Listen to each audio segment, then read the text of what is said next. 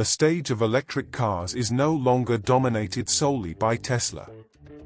Enter Rivian, a newcomer that, instead of just competing, expands the range of options in this fascinating sector. It could be considered the queen in the realm of electric vehicles. Rivian is making noise and doing it with style. Get ready. Although both companies share the same arena, mutual attention is inevitable. You might not be familiar with this company, which is only a decade old, but surprisingly, it has surpassed giants like GM, Ford, and Fiat in market value, trailing just behind its main rival. And guess who that is? Tesla. All of this even before selling a single car. Get ready to delve into today's story. Rivian has captured attention and multi-million-dollar investments from heavyweights like Ford and Amazon even before its creations hit the streets. All of this thanks to an unexplored path that Tesla hadn't ventured into yet, and they saw a great opportunity. Rivian stepped onto the scene with a bold idea. While most electric vehicles were sedans, they introduced prototypes of the first electric pickup truck and SUV, bringing powerful and imposing vehicles to the EV market, breaking away from the delicately minimalist approach. They made a tremendous impact in the market. Rivian had a thunderous debut on the stock exchange, valued at over $100 billion in a single day, surpassing even the histories of Ford and GM. Want to discover how Rivian achieved this feat and why it could be the next Tesla? I'll reveal all the truths and details in this video. Join me and hit that like button if you're enjoying it. Like any great startup story, Rivian's plot begins with the young visionary, Robert Keating. At 27 years old, he was a car enthusiast from his childhood days, growing up as the son of an engineer. Robert, with the help of his father and a neighbor, cultivated his passion by restoring Porsches in his garage. But there was more to Robert than just his love for cars. He also had a deep affection for adventure and the environment. His passion led him to the prestigious MIT, where he graduated in mechanical engineering. During his doctorate, he presented a business plan for his own car brand. Robert was fully aware of the impact of combustion engine cars on the environment, and during his university years, he used to walk or bike through the campus, take cold showers, and wash his clothes by hand to reduce his carbon footprint. His thesis wasn't just a conventional business plan, it was the foundation of an electric vehicle brand.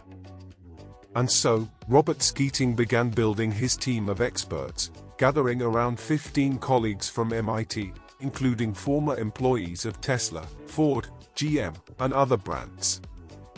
They met in a garage in Robert's hometown in Florida to sketch the first prototypes of what was then called mainstream motors.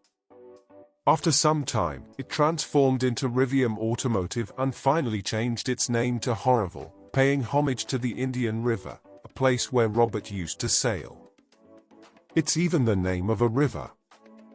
Initially, the plan was to develop a compact, affordable, and hybrid sports car. However, due to limited resources, all they managed to create was the Blue Thing, later renamed R1. Even though it wasn't exactly what they had planned, the R1 sparked interest from some industry investors. Rivian received its first major investment proposal from a mysterious Brazilian investor. Together, they attempted to create a racing car prototype based on the Blue Thing, but the project didn't take off. You'll be surprised to know who placed significant orders with Rivian even before the grand launch. Stay with me, and I'll tell you in today's video. Amidst all of this, Robert started to question the company's prototype and realized he needed to do something different. While Tesla and other automakers were focusing on luxury electric sedans. Now what really sets Tesla apart is its commitment to sustainability. We need to talk about it. They recently announced that the next generation of motors will no longer use rare earth metals. This was just the first step, and it caused quite a stir in the industry. They come up with revolutions, but we can't forget that until today, since the first car, things have been done in the same way. These rare metals are essential components of the motor and can cost over $100 per kilogram. By eliminating the need for them, guess what? Tesla can save hundreds of millions, if not billions of dollars in the long run, while also reducing the environmental and social impacts of mining and obtaining these materials. And if you're wondering right now if this will affect the motor's performance, the answer is quite clear: no. In fact, Tesla claims that these new motors will be even more efficient and have lower costs, just like they did with the cars before.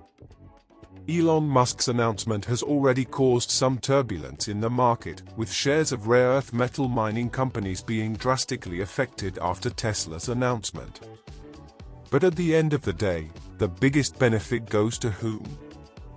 Obviously, Tesla, which will be able to scale its production much more quickly without worrying about obtaining rare materials.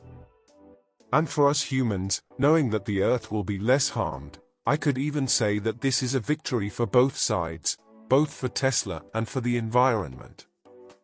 As for the people who will no longer be needed or the materials they used, they will need to adapt. One thing is certain: we can't continue treating the world the way we have until now. And thanks to some colleagues here on YouTube, we can now take a closer look at this motor. First, let's talk about the weight. The whole assembly weighs about nothing less than 88 kilograms, which is not bad considering all the power it possesses. Speaking of power, this new unit is actually an evolution of the previously launched drive unit by Tesla back in 2017 for the Model 3. But what sets this new design apart is the completely new inverter, which, as we can see, is much more compact than before and features a new cooling assembly. The overall configuration is the same but has been optimized in many areas to make it easier to manufacture and possibly extend the motor's lifespan, as I mentioned earlier. However, there is an incredible downside to this new design that is quite easy to understand: the oil filter is no longer replaceable by us users. But as I mentioned before, we don't need to worry because it should last as long as the vehicle does without needing replacement, which, to me, is a very smart upgrade in this new design. Now tell me, did you enjoy this more technical video with a groundbreaking update in the automotive world? If so, give this video a like, share it with another car enthusiast friend like you and me, and remember, I can bring you new videos every day. See you tomorrow.